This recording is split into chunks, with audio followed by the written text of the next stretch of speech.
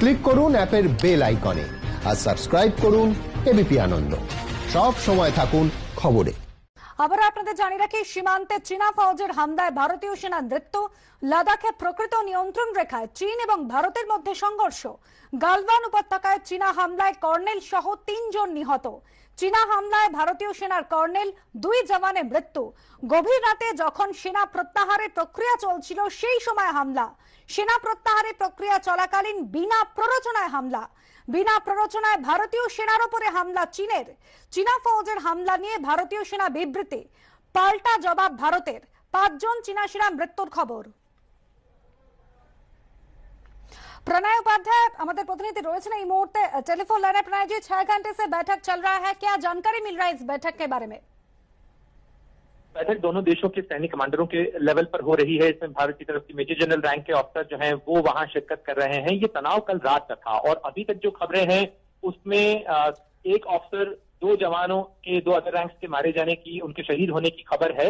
लेकिन इसके अलावा भी इसकी आशंका जताई जा रही है कि ये नंबर ज्यादा भी हो सकता है। हालांकि आधिकारिक रूप से इस बारे में बयान नहीं आ रहा है और भारतीय सेना आधिकारिक बयान जारी करेगी जब ये मीटिंग खत्म हो जाएगी। लेकिन अनुषया, अगर आप देखें कि किस तरीके से इस मामले को, तनाव को घटाने की कोशिश हो रही है और भारत में दिल्ली के अंदर रक्षा मंत्री राजनाथ सिंह ने आज बैठक की, उन्होंने प्रधानमंत्री को इस घटनाक्रम के बारे में जानकारी दी। इसके अलावा उन्होंने विदेश मंत्री डॉक्टर एस जयशंकर के साथ और तीनों सेना प्रमुखों, chief of defence staff general Bipin Rawat के साथ स्थिति का आकलन किया। आखिर ये टेंशन कम कैसे होगा, किस तरीके के प्रयास किए जा सकते हैं, आखिर नुकसान का आकलन कितना है, क्या नुकसान हुआ है, किस तरीके से घटनाक्रम हुआ है, इसका असेसमेंट किया गया।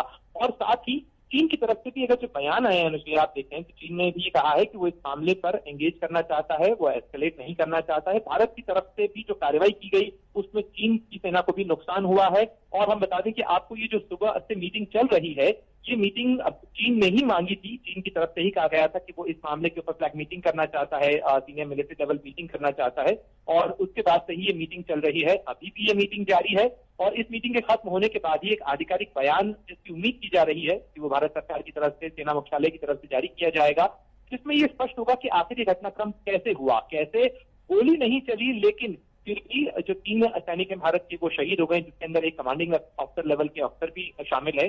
तो ये घटनाक्रम कैसे हुआ, लेकिन फिलहाल सरकार उच्च स्तर पर इस मामले के ऊपर नजर बनाए हुए है और इसमें कूटनीतिक और सैन्य लेवल पर बातचीत की जो प्रक्रिया है वो इस समय चल रही है। शुक्रिया प्रणय।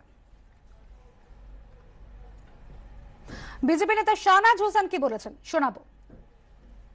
सैनिकों ने शहादत दी है, मैं उनकी शहादत को सलाम करता हूं और उनको ये आश्वस्त करता हूं कि पूरा देश सेना पर भरोसा करता है, की ताकत पर भरोसा करता है, उनकी हिम्मत की दाद देता है।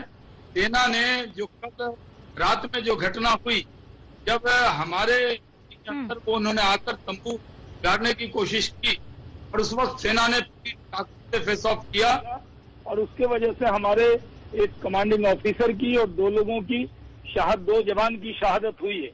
इसलिए कि हमने पूरी तरह से अपनी सीमा की रक्षा करते हुए अपनी प्राण की आहुति वहां पर दी। चीन के मामले में जो स्ट्रेटजी है वो साफ है, झुकेंगे न झुकेंगे। हम अपनी सीमा के अंदर जिस तरह की घुसपैठ हुई 2012 के अंदर या उससे पहले, वैसी घुसपैठ जब भी हुई तब भी हम देश के साथ खड़े थे। आज भी हम कह रहे हैं